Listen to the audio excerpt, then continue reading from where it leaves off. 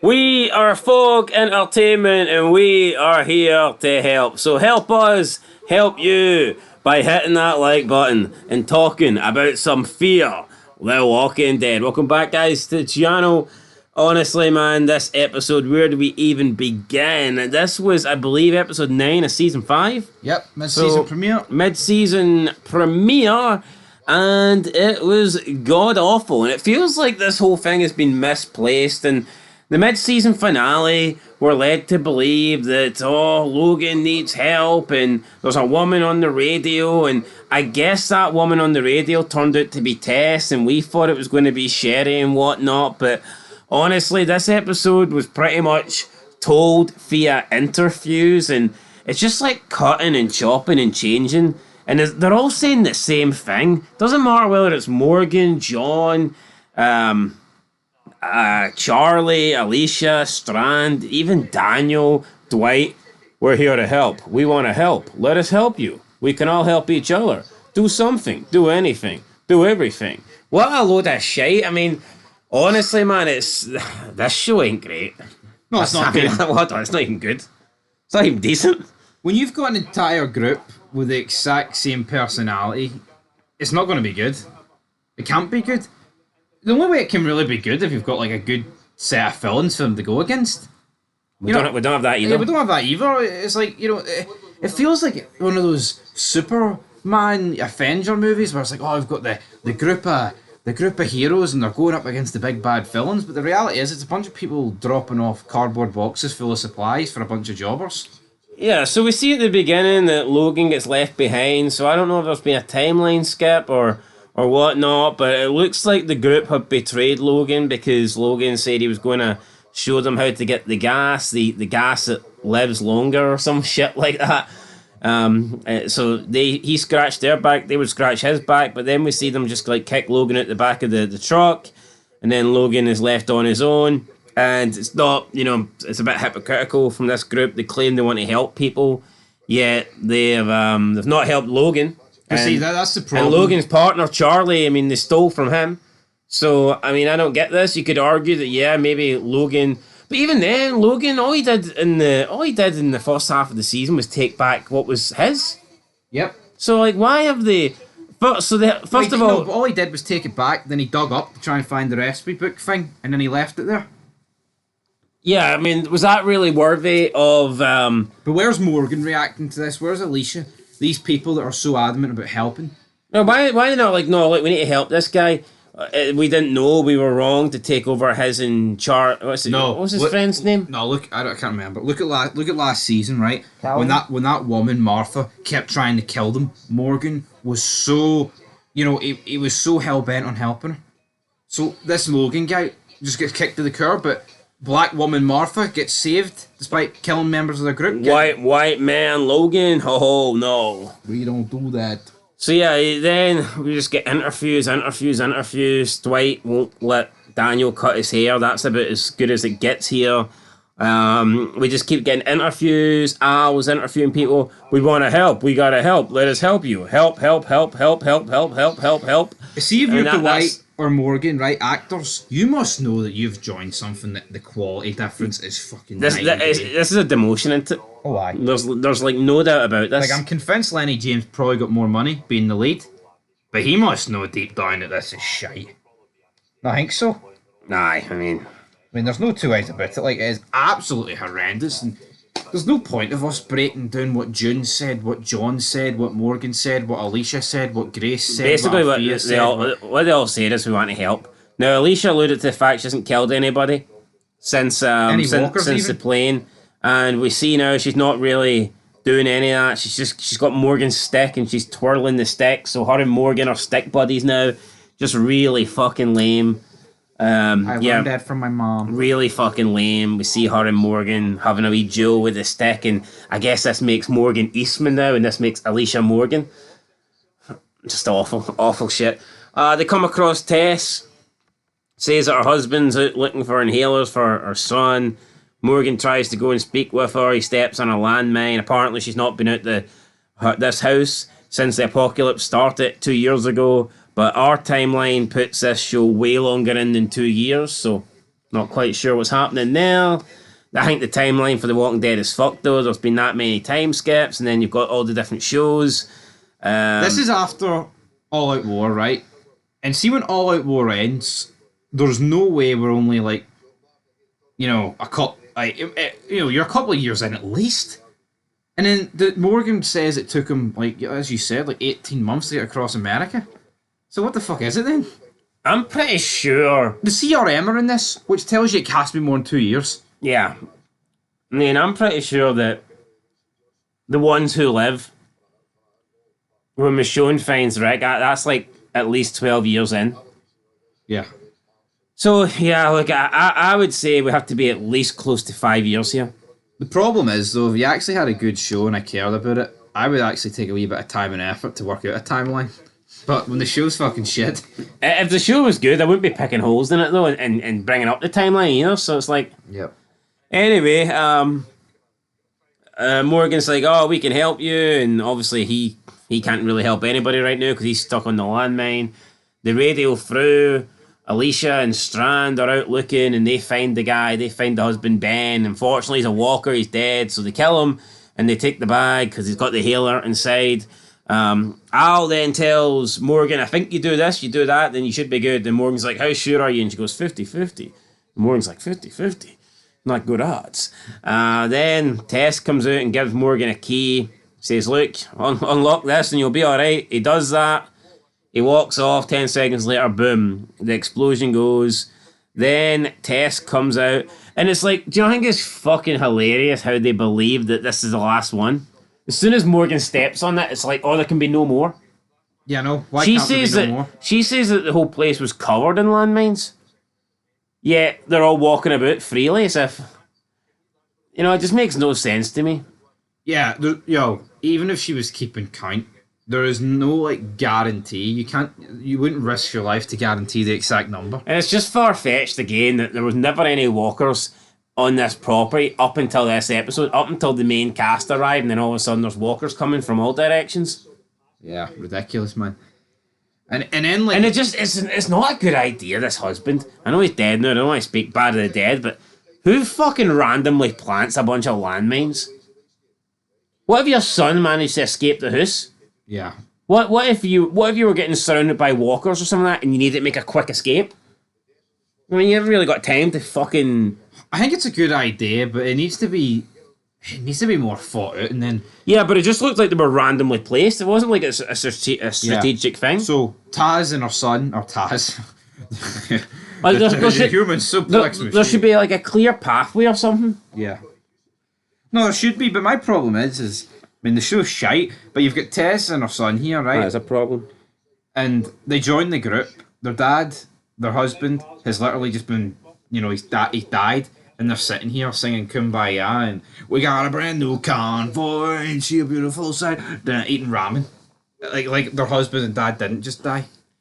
Pathetic. Anyway, yeah, that was dumb. No, see if Morgan, right, the night after he dropped, his zombified wife and Dwayne died, met up with Rick's group at the farm. Are you trying to tell me Morgan would have been sitting around the kitchen table? Fucking laughing and joking with Herschel. Think about it again. I don't see red. Pass the red sauce. I see red sauce. Pass it. Where's the more brown ketchup, sauce, buddy? Morgan. Anyway, it's the show's shite. Yeah, then we cut to the end. There's some guy filling up his bike with gas, and he sees all the videotapes. Apparently his name's Wes. Then Logan arrives. Wes says, I don't want any trouble. Logan tells his people, yo, that's our gas. Take that gas. Logan wants to know where the oil fields are. Wes says he doesn't know and he's not with the people on the tape. And then Logan says, well, you must have stole that gas then. Logan admits that he likes him. But instead of offering him a place in the group, he just tells his people to shoot up Wes's motorcycle so he can't follow them. Logan then tosses him a radio and orders him to call Morgan's group for help with escaping and approaching herd, and to tell them they're making more enemies than friends out there, while his crew has more bullets than they know what to do with. Wes is then left behind as Logan's crew drives away. Right, couple of things here that I want to talk about. So, honestly, this doesn't really set up Logan as this bad guy. First of all, he just took back the gas that has been stolen from him. Yep. Since it was his gas, he's taken it back, and all right, yeah, he shoots this guy's bike because I guess he doesn't want people to follow him. But I mean, Rick would have done this. Yep. I mean, Rick, once upon a time, Rick would have put this guy down. So he just took back his gas and he shot down this guy's transport. Now you could argue it's a bit of a dick move, and I would accept that. But to me, this isn't setting up Logan as this major villain. No. Not at all. I think there must be a bigger fish here. Like, so, see, I'm not seeing this big villain with Logan because all he's done so far is try and take back what was rightfully his. And then this episode, why did it seem like Logan was the leader and he was calling the shots, whereas the last time we seen Logan, he was being threatened by the rest of the group, and they were basically saying, if you don't find us, you're a dead man. Yeah, I know. Now, he's still not got it, and the Morgan's group's got it, but it's like, it's just weird. There's no consistency. I've never really seen it in The Walking Dead before. Can't really recall any group off the top of my head where somebody's went from being, you know, the top guy or getting threatened to all of a sudden, you know, being in charge. It just doesn't. But see, they know Morgan's group's got it. They tell him, here, you phone Morgan's group and they'll help you, sort of thing. Why not be like, right, we're going to use you, Wes. You're going to ring them in. And if you don't, we're going to kill you. And then once they arrive, we're going to ambush them and take the field book. Something like that would be a bit interesting. One interesting cliffhanger. These guys are going to hold him at gunpoint. But instead, you're right. It's like, no, it just doesn't. They made this guy walk 200 miles. They left him for dead. But they'll help anyone. In last season, Morgan's helping Martha, who's literally tried to kill them about 10 times. Remember, I think it was last episode, Alicia threatened to kill him. So I'm gonna kill you. Yeah, I know. For what? What's the guy really done? You're right. Though I can get see if this guy was, you know, well, if this guy was a black woman, they would have wiped out the red carpet for him. What did he do? You made us fly over the mountain. And then look at them. Oh, fly over the mountain. They've all got their vehicles back. Convoy. And where was Wendell this episode? I tell you what, it'd have been wrong to show his face after that fucking wheelchair stunt last time out. Wendell needs to go. I mean, that wheelchair stunt, that look that he gave Daniel or Strand, whoever it was running, Daniel, that look. No, I think it was Strand. He looked at I think it was the plane coming. Either. And it looked plain. PL. You know, maybe Wendell just can't be fucked with this show. Maybe the actor's like, I don't want to be here. Aye, that's probably That's the kind of vibes he's giving off. Aye. Anyway, really, really poor. Honestly, maybe it's my fault for getting carried away. I wouldn't say I got carried away, but I just assumed that woman on the radio was Sherry. It turns out it's Tess, and right. Well, let's just reel this in a wee bit with the fishing rod here. Let's say it was Sherry. Oh, why? Because that would be fucking brilliant. No, but I mean, we know Dwight. We don't really know Sherry, but we know Dwight. You know, I think that gives you a bit of a reason to care. Turns out the woman was some fucking person called Tess. And then this whole episode, we're trying to put Tess over. It's like, we don't even know who she is yet. Well, Morgan's like, that all changed when we met Tess. And who is she? What changed? Who is she? Some shite bag that let her husband go and do everything. Someone that didn't leave the fucking house. Then her husband does die and she's celebrating that night with some ramen you know what I mean? A couple hours later.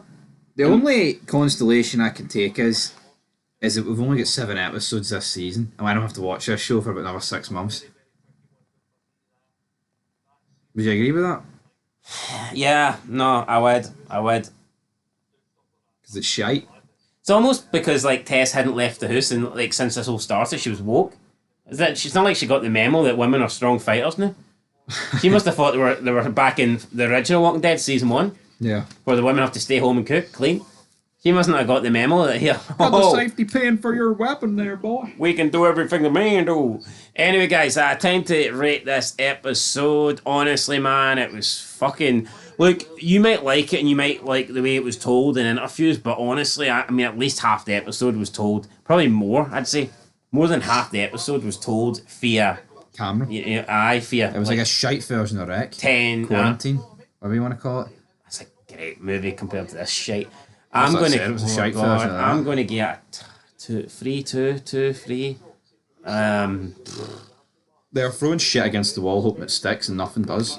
I feel like Logan's changed personality about 5 times. Well, 2 out of 10. Yeah, I'll get a 2 out of 10 as well. You've just got a group where everyone's got the same personality. That's a problem. No, that's a real problem. Like, there's nothing in the group.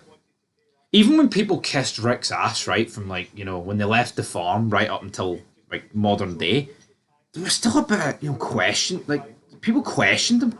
Like Glenn. Get back here! Like Glenn and Daryl, yeah, they kissed his ass, but they didn't fucking bum lick him over every decision. Or, you know what I mean? Like, there was a bit of animosity. It's like this, it's like, it makes no, like, see when you've got Strand and Daniel helping people? I don't know what we're doing. Is there going to be some big traumatic event that's going to make half this group go, you know what, Morgan, you're full of fucking shit. We're not going to do this anymore. Do you not think this group is long overdue a death? Yeah. I mean, long over. Who was the last character? I was just going to say, I think it probably was. That's about 10 episodes ago. He didn't even feel like a member. And I think only Morgan knew him, didn't he? Alright, Morgan and the truckers and Al, but I mean, who actually knew Jimbo? That's it, like, no one. He wasn't part of Strand's group, or Alicia, or Daniel. He felt like the outsider, didn't he? Yep. I mean, I'm just... No, I think it's crazy, right? Season 4 killed off Nick, killed off Madison in brackets, right? Quotation marks, all that shit. And it's like, how do you kill off those two within a couple of episodes, but then since then kill off no one? Yeah, that's what, in terms of good people, in terms of like, the heroes, the protagonists, since the mid-season 4 finale, I mean, we're a full season if you factor in 16 episodes, and Jimbo's the only guy to go. Jimbo, and I get you have to rebuild after killing all the major characters off, but anyway, incredible stuff. Yeah, but you know what, this group's beginning to get pretty big into it, like. Yeah, I think there's going to be like a massacre soon. Like a lineup. Look at all those kids. Oh, no. They need to start going. And they've had another kid here. Yep. What's his name? Doris? I think so. What a fanny. No offence. Actually, no, I don't think it is. It's Tess's son. That's what he's been credited as. Holy fuck. Right, he has to go next episode then. Tess's son has got to go. Anyway, folks. Because hold on. That's a Wikipedia page. Aye. If he had any further development, it wouldn't be called Tess's son. So either he dies or he's not in it again, or Tess leaves. The entire episode was based around getting an inhaler for Tess's son. Work out. 2 out of 10. Peace.